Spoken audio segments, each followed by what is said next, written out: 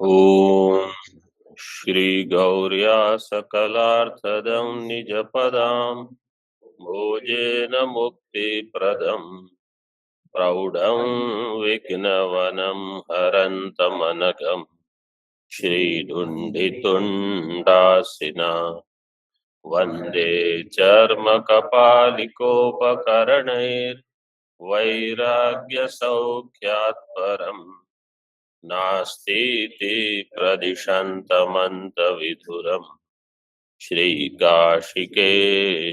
शिवं शङ्करं शङ्कराचार्यं केशवं बादरायणं सूत्रभाष्यकृतौ वन्दे भगवन्तौ पुनः पुनः ईश्वरो गुरुरात्मेति मूर्तिभेदविभागिने व्योमवद्व्याप्तदेहाय दक्षिणामूर्तये नमः। ओम शांति शांति शांति। अध्यास भाष्य का उपसंहार कर रहे हैं। अध्यास का लक्ष्य कहा एवं अयम अनादिरनंतो नैसर्गिको अध्यासो मिथ्या प्रत्यय रूपः कर्तृत्व भोक्तृत्व प्रवर्तक। टीका में हमने देखा कर्तृत्व प्रवर्तक ये उसका कार्य है अध्यास का। अब प्रमाणम निगमयति सर्वलोक प्रत्यक्ष, इसका प्रमाण इसमें क्या है? सर्वलोक प्रत्यक्ष। सर्वलोक प्रत्यक्ष की व्याख्या करते हैं। साक्षी प्रत्यक्षमेव, सर्वलोक प्रत्यक्ष का अर्थ क्या है? सभी को ये प्रत्यक्ष है। सभी को कैसे प्रत्यक्ष है? साक्षी प्रत्यक्ष। साक्षी रूप से हम साक्षात इसको जानते हैं। साक्षी प्रत्यक्षमेव अध्यास धर्मी ग्राहकम मानम, धर्मी से यहां लेना स्वरूप, अध्यास के स्वरूप का ग्राहक ये प्रमाण है। अध्यास स्वरूप ग्राहकम मानम साक्षी प्रत्यक्षम, तो अध्यास का स्वरूप साक्षात साक्षी के द्वारा प्रत्यक्ष हो जाता है। फिर कोई कहेगा आपने अनुमान दिया, अर्थापत्ति दी, इतने सारे अन्य अन्य प्रमाण कुछ दे रहे थे, आप कह रहे हो केवल साक्षी प्रत्यक्ष है। कहा अनुमानादिकम तु संभावनार्थम इति अभिप्रेत्य प्रत्यक्ष उपसंहारः कृतः। अनुमान आदि उसकी संभावना, जैसे पर्वत में वन्नी हम अगर अनुमान से सिद्ध करते हैं, इसका अर्थ क्या है? पर्वत में वन्नी की संभावना है, मतलब वहां तो वन्नी है ऐसा हमको ज्ञान होता है। व्याप्ति से ये संभावना दृढ़ हो जाती है कि ऐसी व्याप्ति है, इसलिए वहां वन्नी होगी। यहां पर भी अनुमान अर्थापत्ति से अध्यास की संभावना जो है, क्योंकि तीन चीजें दी थी, लक्षण, संभावना, संभावना लक्षण और प्रमाण। तो संभावना में अनुमान अर्थापत्ति इन सब का योग हो गया। लक्षण बता दिया अतस्मिन् तद्बुद्धि अथवा स्मृति रूप परत्र पूर्वदृष्टाव भाषा। अब प्रमाण में क्या है? यही साक्षी प्रत्यक्ष है, ये है मेरा, ये नहीं है, ये देह से ही तो सब संबंध है, ये सभी को प्रत्यक्ष है। जैसे पहले कहा था अहम इदम ममेदम, तो अहम इदम का अर्थ है मैं ये हूं, ये मेरा है, वो मेरा है, ये मेरा नहीं है। इस प्रकार से जो व्यवहार है ये सभी को प्रत्यक्ष है। कैसे प्रत्यक्ष है? जैसे सुख दुख कैसे प्रत्यक्ष होते हैं? साक्षी के द्वारा, ऐसे ही साक्षी प्रत्यक्ष है ये। अनुमानादिकम तो संभावनार्थम इति अभिप्रेत्य प्रत्यक्ष उपसंहारः कृतः, प्रत्यक्ष में इसका उपसंहार कर दिया। नहीं, यहाँ संभावना का अर्थ निश्चय नहीं। संभावना का लक्षण क्या है पता है?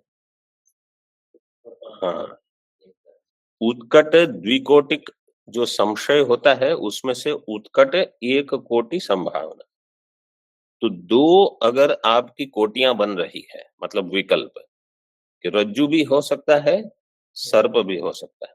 उसमें से एक को बल अधिक मिल गया कि नहीं, यहाँ सर्प कहाँ आएगा, ये तो रज्जु ही होनी चाहिए। तो इसको कहेंगे संभावना। मतलब संशय जो है वो तो दोनों कोटियां वहां समान रहती है और संभावना में एक कोटि प्रबल हो जाती है। ऐसे आगे देखिए, एवं अध्यासम वर्णयित्वा तत्साध्ये विषय प्रयोजने दर्शयति। इस प्रकार से अध्यास का वर्णन कर लिया, अध्यासम वर्णयित्वा, उसका जो साध्य है तत्साध्ये विषय प्रयोजने दर्शयति। तत्साध्य क्या विभक्ति है, आप बोलिए। आप बोलिए। द्वितीय, द्वितीय एक वचन साध्य कैसे बनेगा, प्रातिपदिक क्या होगी? द्वितीय द्विवचन, क्योंकि आगे क्या दिया है, विषय विषयश्च प्रयोजनंच इति विषय प्रयोजने, विषय प्रयोजने द्वितीय द्विवचन है, इसलिए तत्साध्य। मतलब जो सतर्क नहीं हो तो साध्य देखकर सप्तमी एक वचन। तो ब्रह्म सूत्र पाठ में अगर केवल साध्य यही पूछना है, सप्तमी एक वचन, तो थोड़ी आश्चर्य पूछेंगे, मतलब वहां कुछ गूढ़ार्थ होगा तभी तो पूछ रहे हैं। तत्साध्य विषय प्रयोजने दर्शयति। तो विषय और प्रयोजन ये किसके साध्य है? तत् से क्या लेंगे? अध्यास। पूरा जो भाष्य लिखा भाष्यकार ने, इसका प्रयोजन ये है कि वेदांत का विषय और प्रयोजन इसकी सिद्धि हो गई। अध्यास के द्वारा विषय प्रयोजन साध्य हो गए। तो अध्यास की सिद्धि होने से विषय प्रयोजन सिद्ध हो गए।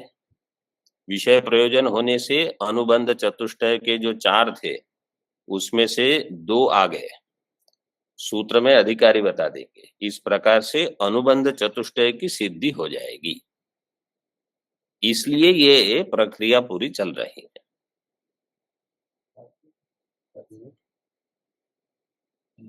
समास में हाँ, अध्यासे न साध्य, लेकिन साध्य ये द्वितीय द्विवचन। विषय प्रयोजने दर्शयति, अस्य भाष्य में अस्य अनर्थ हेतु हो प्रहाणाय आत्मैकत्व विद्या प्रतिपत्तये सर्वे वेदांता आरभ्यन्ते। अस्य अनर्थ हेतु हो, अस्य तस्य अध्यासस्य, अध्यासस्य। प्रश्न अगर षष्ठी में है तो उत्तर षष्ठी में देना है आपको। अध्यासस्य, अध्यास क्या है? अनर्थ हेतु। अध्यास अनर्थ का हेतु है। लगभग आधा जीवन इसमें अगर हम निकाल दें इसकी सिद्धि में कि मेरे हमारे समस्त अनर्थ का हेतु अध्यास है, समझो आधा जीवन अगर हम वहां समर्पित कर दें फिर भी हमको लाभ होगा। क्योंकि ज्यादातर लोग इसी में भ्रमित होते हैं कि मेरे दुख का कारण ये है, वो है, ये है, वो है, और उनको दोषित मानने में पूरे मन में वही विचार चलता है कि मेरे दुख कारण का कारण ये है, वो है।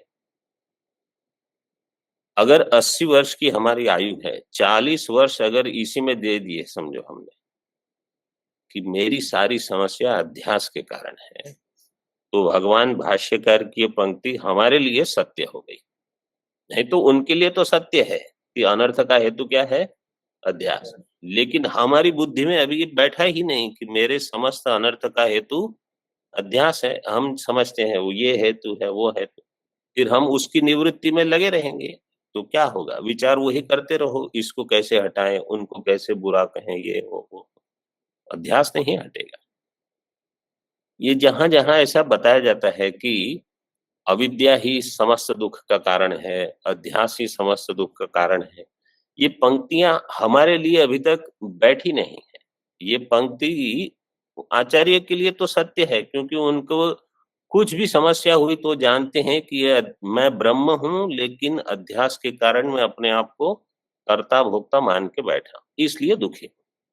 सीधे आप वहां अगर पहुंच जाओ विचार में, दुख आया कि मैं वास्तव में तो ब्रह्म हूँ, अपने आप को अध्यास के कारण कर्ता भोक्ता मानता हूँ, इसलिए अब इनको दोष दूंगा, उनको दोष दूंगा, ये वो कर्म कुछ कुछ 50 चीज हम विचार करते रहेंगे। ये अभी तक आप सीधे मुमुक्षु नहीं हुए हैं, अभी थोड़े अपरिपक्व हैं हम। तो ये चला जाए और सीधे हमको समझ में आ जाए कि मेरे सारे अनर्थ का हेतु केवल एक ही है, तो फिर आत्मैकत्व विद्या प्रतिपत्ति के लिए हम प्रयास करेंगे।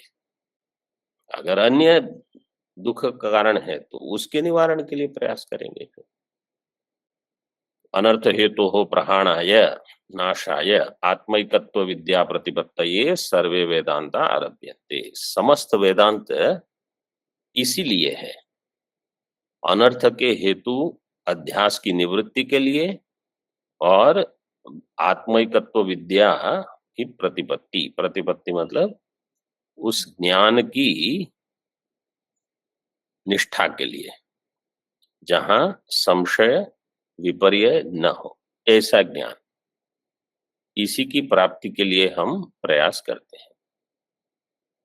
टीका में देखिए, कर्तृत्वादि अनर्थ हेतु हो, इसका अर्थ ये नहीं है कि कोई कहेगा अभी तो हमारे 40 तो हो नहीं रहे हैं, तो अभी तो हम अन्य अन्य चीज को ही, ऐसा नहीं। आप इतने जन्म तो हो ही चुके हैं, अभी क्या है। कर्तृत्वादि अनर्थ हेतु हो अध्यासस्य समूलस्य आत्यंतिक नाशो मोक्षः। कर्तृत्वादि जो कि अनर्थ है, कर्तृत्व आदि एवं अनर्थ है, कर्मधारय, कर्तृत्व ही अनर्थ है, इसी प्रकार भोक्तृत्व ही अनर्थ है। तस्य हेतु हो अध्यासस्य, कर्तृत्वादि अनर्थ हेतु हो अध्यासस्य समूलस्य आत्यंतिक नाश। अध्यास का मूल क्या है? अविद्या। तो अध्यासस्य समूलस्य आत्यंतिक नाश। आत्यंतिक नाश का अर्थ क्या है कि थोड़े समय के लिए नाश हो गया, ऐसा लगता है कि नहीं नहीं मैं तो ब्रह्म ही हूँ, शिवोहम 2-4 बार पढ़ लिया, सुन लिया, तो ऐसा लगता है कि मैं ब्रह्म ही। वो आत्यंतिक नाश हुआ कि नहीं, वो 10-15 मिनट में पता चल जाएगा। तो परीक्षा जब होती है बुद्धि में, परिस्थिति आने पर परीक्षा होती है, तो आत्यंतिक नाश हुआ कि नहीं। अगर नहीं हुआ है तो श्रवण मनन निधिध्यासन की पुनरावृत्ति करनी चाहिए। केवल पुनरावृत्ति से भी लाभ होता है, वो तो है, लेकिन किसी किसी साधक विशेष को कोई एक विशेष समस्या रहती है। सबकी अपनी अपनी कुछ, जिसको कहते हैं कमजोरी, आपको उसी पर अधिक बल देना है, मतलब उसके निवारण के लिए आपको अधिक प्रयत्न करना है। श्रवण तो कर ही रहे हैं, मनन कर रहे हैं, लेकिन समझो किसी को काम है, किसी को क्रोध है, किसी को ईर्ष्या है, आपको उस पर अधिक ध्यान देना है। एक और हम श्रवण करते भी रहें और एक और काम क्रोध वो भी बनाते रहें, तो क्या लाभ है? आपको केवल श्रवण नहीं, वहां फिर उस चीज पर सीधे वहां पर आपको ध्यान देकर उसको ठीक करना है। जैसे समझो बुखार है, तो बुखार तो दवाई खाने पूरे शरीर में रहेगा बुखार, तो दवाई खाने से पूरे शरीर में ठीक हो जाएगा।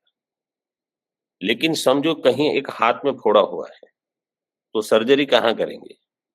वहीं आपको करनी पड़ेगी।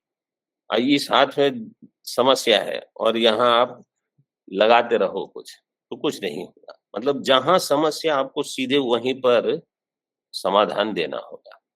तो जिसकी जो निजी समस्या है, किसी को किस विषय से भय है, आपको उस भय की निवृत्ति ही करनी पड़ेगी, इस विचार से कि मैं ब्रह्म हूं, ब्रह्म अभय है। मुझे किस बात का भय है? भय के लिए अध्यास ही कारण हो गया। कहीं तादात्म्य किया है इसलिए भय लग रहा है। कोई भी समस्या हो, ये केवल दृष्टांत है। जिनकी जो अपनी कुछ अलग-अलग समस्याएँ हैं, आपको उसी पर अधिक ध्यान दें। तो उसकी साधना केवल श्रवण नहीं होगी, उनकी साधना समझो बोलते रहते हैं कुछ या अनाप-शनाप यहाँ, आप मौन रखो, क्योंकि उससे बहुत लाभ होगा आपको। किसी की कुछ और है, कुछ रूप देखने की इच्छा है, कुछ कहीं कुछ और लोभ की इच्छा है, आप व्यवहार कम कर दो। क्योंकि आपको केवल श्रवण से इतना लाभ नहीं होगा, जितना वो उस समस्या का समाधान करके लाभ होगा। आत्यंतिक नाश सबको लेना पड़ेगा। अविद्या सहित अध्यास का नाश, इसी को कहा मोक्षः। सखेन इति अतः आत्मैकत्व विद्या प्रतिपत्तये। आत्मैकत्व विद्या प्रतिपत्तये। आत्मा एक का अर्थ है ब्रह्म आत्मा एकत्व, ऐसे ब्रह्मात्मा एकत्व, इसकी विद्या, विद्या का अर्थ है यहाँ ब्रह्म ज्ञान, उसकी प्रतिपत्ति। कोई कहेगा ज्ञान ही तो प्रतिपत्ति है, फिर ज्ञान शब्द भी दे रहे हैं, प्रतिपत्ति शब्द भी दे रहे हैं, तो इसका अर्थ है कि वो ज्ञान दृढ़ हो, अदृढ़ नहीं, संशय विपर्य रहित ज्ञान हो। इसके लिए विद्या और प्रतिपत्ति, ये थोड़े दिन पहले महाराज जी ने पाठ में पूछा था कि ये कहाँ है, ब्रह्म सूत्र में देखिए, याद है? तो ये आत्मैकत्व विद्या प्रतिपत्ति, ये टीका में देखिए। ब्रह्मात्मैक्य साक्षात्कारस्य प्रतिपत्ति ही, ब्रह्मात्मैक्य साक्षात्कारस्य प्रतिपत्ति ही, ब्रह्मात्मैक्य साक्षात्कार की प्रतिपत्ति, प्रतिपत्ति ज्ञान, श्रवण आदि भी, वो किससे होगी? श्रवण मनन निधिध्यासन आदि से। अप्रतिबंधे न लाभ, प्रतिबंध रहित। प्रतिबंध क्या होंगे इसमें? प्रमाण असंभावना, प्रमेय असंभावना और विपरीत भावना, ये सब प्रतिबंध होते हैं। तो जब पहले श्रवण करते हैं तो हम कहेंगे अच्छा ज्ञान तो हुआ है, लेकिन फिर कहेंगे कि मैं ब्रह्म कैसे हो सकता हूं, अथवा ये जगत मिथ्या कैसे हो सकता है। समझ में तो आया है कि मैं ब्रह्म हूं, ये बता रहे हैं, लेकिन ये कैसे संभव है?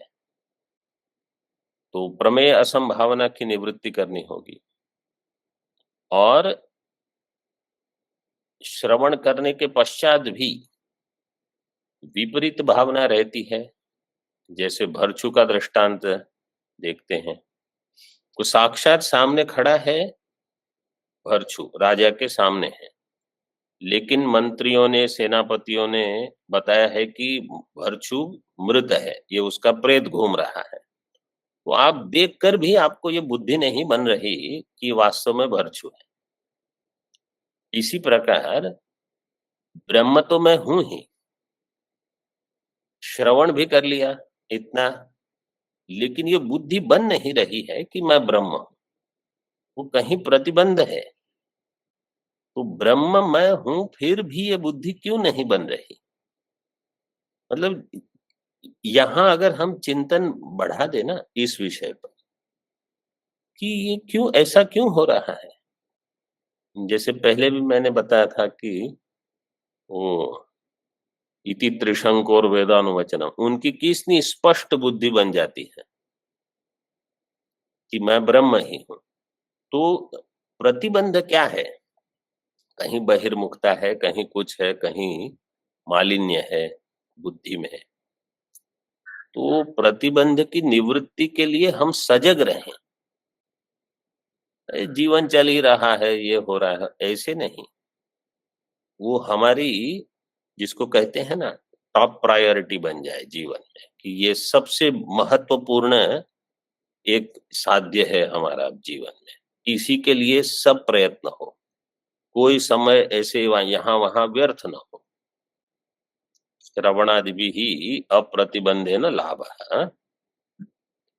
तस्या इत्यर्थः। तस्या कौन सी विभक्ति है, पंचमी की षष्ठी?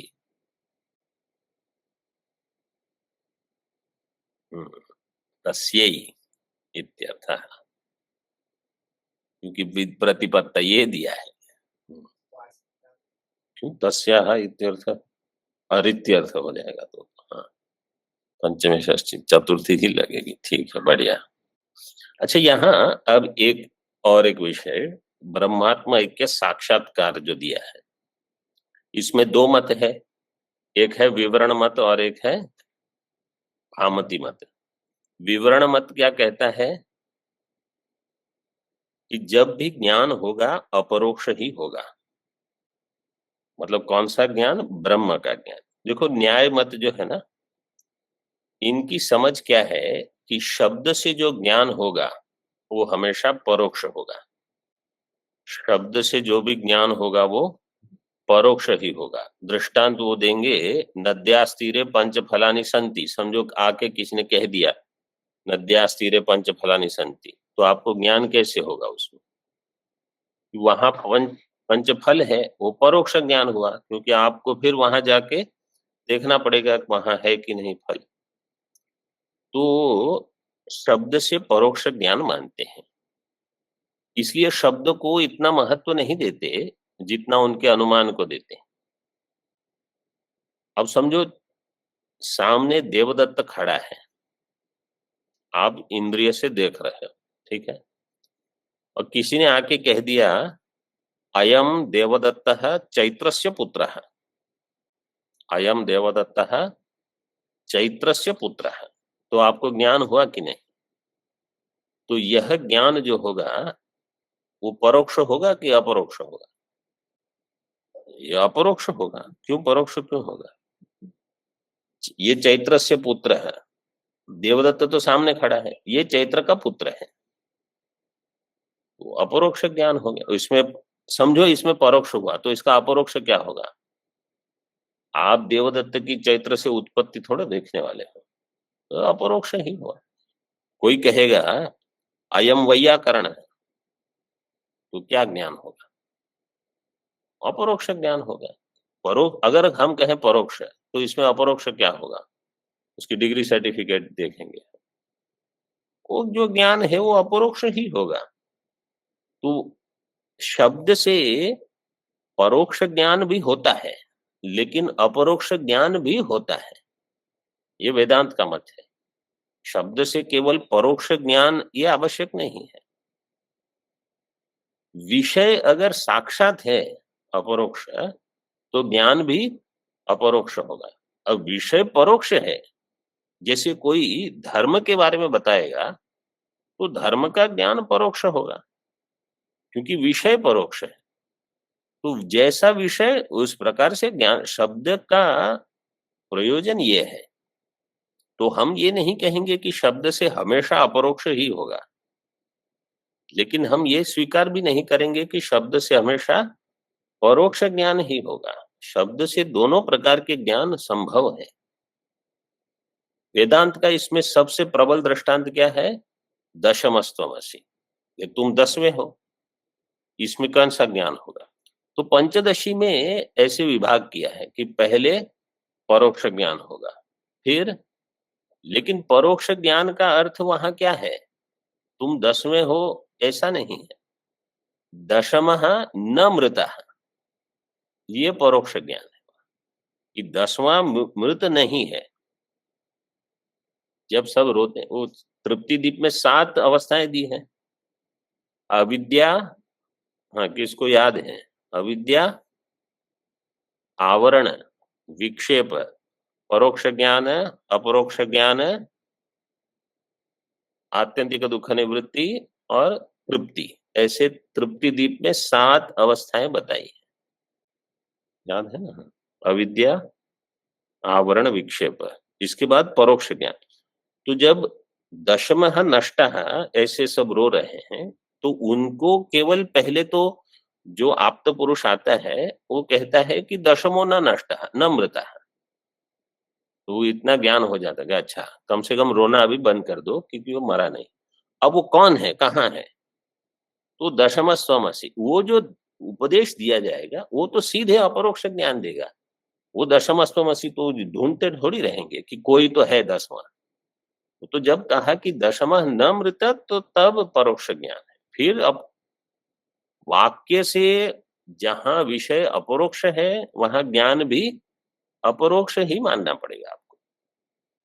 तो इसलिए विवरण जो मुख्य मत है, उन्होंने क्या कहा कि जब कभी भी ज्ञान होगा, अपरोक्ष ही होगा, ब्रह्म का। ब्रह्म का ब्रह्म का जब ज्ञान होगा तो अपरोक्ष ही होगा, क्योंकि ब्रह्म साक्षात अपरोक्ष है। यद साक्षात अपरोक्षात ब्रह्म है। लेकिन संशय विपर्य रह सकते हैं, इसलिए उस ज्ञान को कहा अदृढ़ अपरोक्ष। अपरोक्ष तो है लेकिन दृढ़ नहीं हुआ है। दृढ़ नहीं है का अर्थ क्या है? परिस्थिति में ये फिसल जाएंगे। कोई परिस्थिति ऐसी आएगी, ये भूल जाएंगे कि मैं ब्रह्म हूं। भूल जाएंगे का अर्थ क्या है? ये दुखी होना आरंभ करेंगे, ऐसे ही दुखी होंगे जैसे पहले दुखी हुए थे, बिना ज्ञान के। इसको कहा जाता है, हम परोक्ष परोक्ष शब्द व्यवहार करते हैं, अपने जीवन में इसको घटाना है। परोक्ष का अर्थ क्या है कि जैसे ही कुछ प्रतिकूल परिस्थिति आई, हमारी ब्रह्म विद्या बाहर, हम उसको ज्ञान के सहारे उस प्रतिकूल परिस्थिति का सामना नहीं कर सकते। तुरंत हम कुछ इनको दोष देंगे, उनको दोष देंगे, कर्म करेंगे, उपासना करेंगे, कुछ अन्य साधन में जुड़ जाएंगे। फिर 2-3 दिन के बाद याद आएगा, अरे मैं क्या पढ़ रहा हूं, मैं ब्रह्म हूं। ब्रह्म जानकर आप अन्य प्रयास करो, ये एक है। ब्रह्म विस्मृत होकर आप प्रयास करते रहो और फिर याद आ जाए कि अरे मैं तो ब्रह्म हूं। ये दोनों में भेद है। भूख लगने पर अज्ञानी भी भोजन करेगा, ज्ञानी भी भोजन करेगा, इसमें भेद नहीं होगा। लेकिन अज्ञानी को कभी ये याद ही नहीं रहता कि अरे मैं ब्रह्म हूं, क्योंकि ज्ञान नहीं हुआ। और ज्ञानी ये याद रख के कि मैं ब्रह्म हूं, ये अध्यास है, और अध्यास में सब चल रहा है, इसमें कोई सत्यत्व नहीं, वो भोजन कर लेगा। ये भेद है। तो परोक्ष ज्ञान का अर्थ ये है कि ये कभी भी हम जैसे पहले थे ऐसे हो सकते हैं। इसलिए परोक्ष ज्ञान की अवस्था में सतर्कता बहुत चाहिए।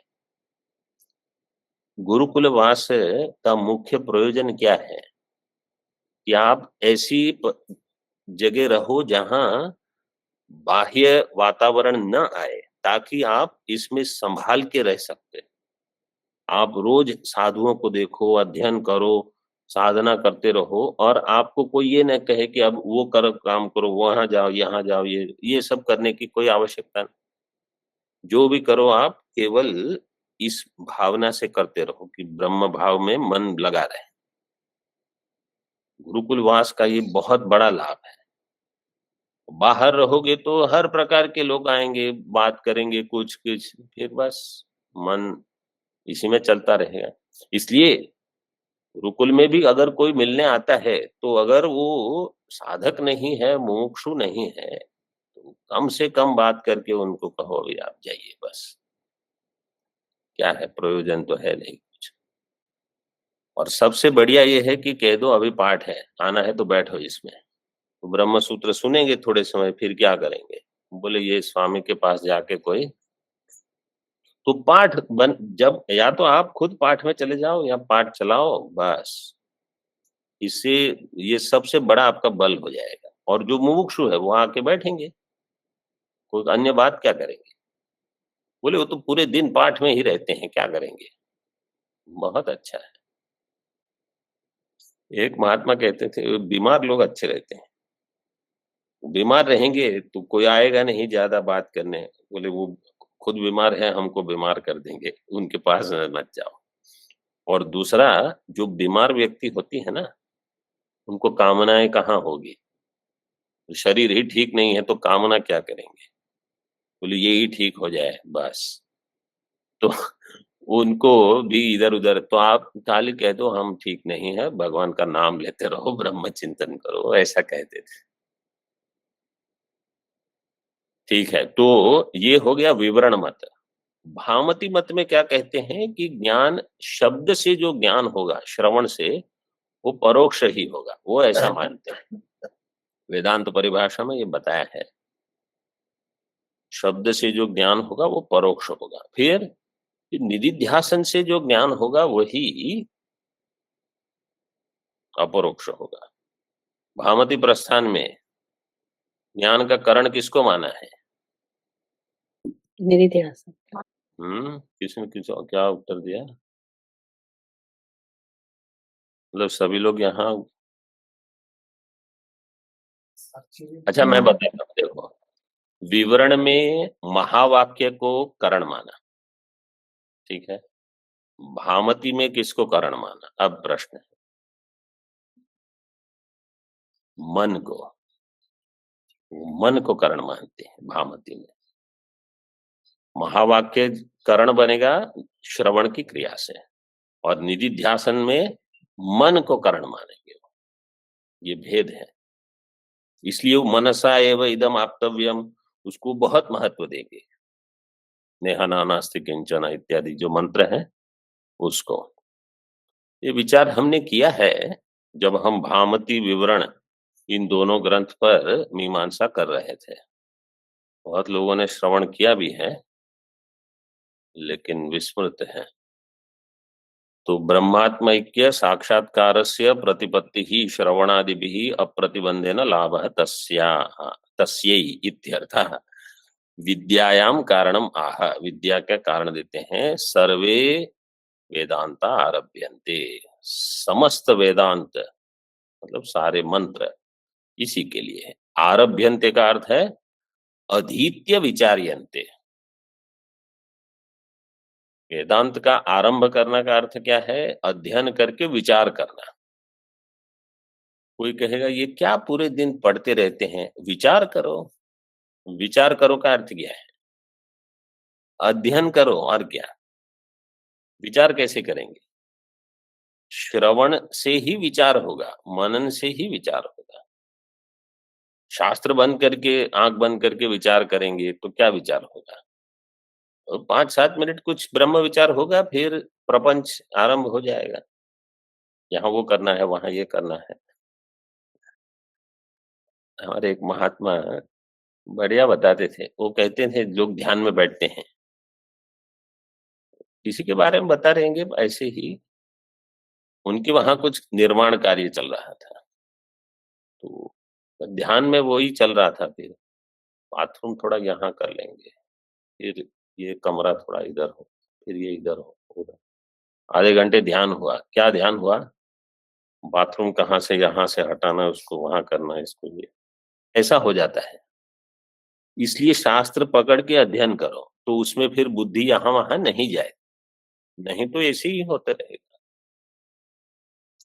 अधीत्य विचार्यन्ते इत्यर्थः। विचारित वेदांतानां ब्रह्मात्मैक्यं विषयः मोक्षः फलम् इति उक्तम भवति। विचारित वेदांतानां, वेदांत पर जब विचार होगा तो क्या लाभ होगा? इससे क्या समझ में आएगा? ब्रह्मात्मैक्यम विषयः, इसका विषय है ब्रह्मात्म ऐक्य। और मोक्षः फलम, फलम का अर्थ क्या है? प्रयोजनम भवति, अर्थात तद विचारात्मक शास्त्रस्यापि ते एव विषय प्रयोजने इति ज्ञेयम्। विचारित वेदांत का विषय है ब्रह्मात्म ऐक्य, प्रयोजन है मोक्ष। तो तद विचारात्मक शास्त्र है ब्रह्म सूत्र। वेदांत विचारात्मक शास्त्र मतलब ब्रह्म सूत्र यही करवाता है। वेदांत का विचार सबसे श्रेष्ठ है, और वो शास्त्र लेकर ही विचार होगा। तो तद विचार, और ब्रह्म सूत्र में भगवान वेदव्यास जी ने यही किया है। तो तद विचारात्मक शास्त्रस्यापि ते एव विषय प्रयोजने इति ज्ञेयम्। जो वेदांत का विषय और प्रयोजन है, ब्रह्म सूत्र का विषय और प्रयोजन भी वही होगा। शास्त्रस्य अपि, तद विचारात्मक शास्त्रस्य अपि तेव विषय प्रयोजन। तो वेदांत का जो विषय और प्रयोजन है, वही विषय और प्रयोजन ब्रह्म सूत्र का भी है, इति ज्ञेयम्। अब कोई प्रश्न कर रहा है, ननु वेदांतेषु प्राणादि उपास्तीनां भानात् आत्मैक्यम् एव तेषाम् अर्थ इति कथम् इति अतः आह। कोई कहता है कि वेदांत में तो बहुत उपासनाएं भी दी है, प्राणादि उपास्तीनां भानात्, बहुत सारी उपासनाएं वेदांत में दी है, तो आत्मैक्य ही इसका अर्थ है। आत्मैक्यम एव तेषाम, तेषाम वेदांतानाम अर्थ इति कथम, ये आपने कैसे निर्णय कर लिया? इति अतः यथा च, मतलब ये जो कर्म मीमांसक होंगे अथवा जो उपासक होंगे, जो समुच्चयवादी, वो ये प्रश्न करेंगे ननु से। यथा च अयम अर्थः सर्वेषां वेदांतानां तथा वयमस्यां शारीरक मीमांसायां प्रदर्शयिष्यामः। यथाच अयम अर्थ, कि इसका यही अर्थ है। यही अर्थ मीन्स, इसका अर्थ है यही इसका विषय है। क्या विषय है? ब्रह्मात्मा ऐक्य ही, उपासना आदि इसका विषय नहीं है। आत्मैक्यम एव तेषाम अर्थः सर्वेषाम वेदांतानाम, समस्त वेदांत का मतलब सारे मंत्रों का। सर्वेषाम वेदांत का अर्थ ये नहीं है कि इस पुस्तक, जो मंत्र हैं, समस्त मंत्र राशि वेदांत की, उसका यही अर्थ है। सर्वेषां वेदांतानाम अयम अर्थः तथा वयम अस्याम शारीरक मीमांसायां प्रदर्शयिष्यामः, इस प्रकार से हम इस शारीरक मीमांसा में उसको दिखाएंगे। शारीरक मीमांसा, मीमांसा में क्या सूत्र लगा है? घूमास्थागापाजहाति सांहले।